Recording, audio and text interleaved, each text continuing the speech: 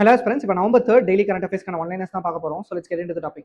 First, marine fisheries census 2025 எங்க launch பண்ணப்பட்டதுன்னு பாத்தீங்கன்னா கொச்சியில். Union minister of fisheries, animal husbandry and dairy George Kurian அவர்கள் தான் இந்த ஒரு சென்சஸ் லான்ச் பண்ணியிருந்தாரு. இதுதான் இந்தியாவுடைய first fully digital and geo reference fishery census. Next second phase of Mukhyamantri Tirth Yatra Yojana இந்த ஸ்டேட்ல லான்ச் பண்ணிருக்காங்கன்னு பாத்தீங்கன்னா பஞ்சாப்.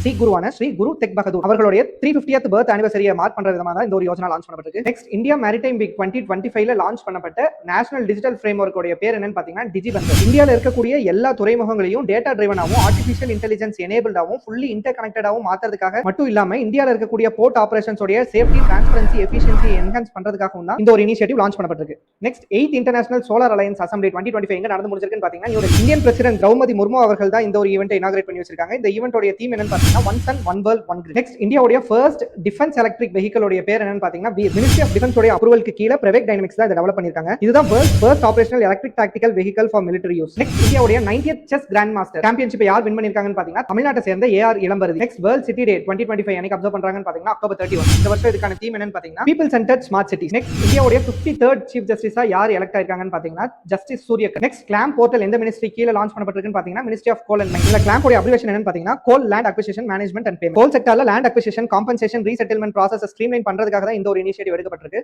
ஹோப் இந்த வீடியோ உங்களுக்கு யூஸ்ஃபுல்லா இருக்கும். நம்பர் இதே மாதிரி டெய்லி கரண்ட் அஃபேர்ஸ் அப்டேட்ஸ்க்காக கைல் டிஎன்பிஎஸ்சி அகாடமி ஃபாலோ பண்ணிக்கோங்க. and TNPSC ப்ரிப்பேர் பண்றவங்களோட ஃப்ரெண்ட்ஸ்க்கு ஷேர் பண்ணுங்க. தேங்க்ஸ் ஃபார் வாட்சிங்.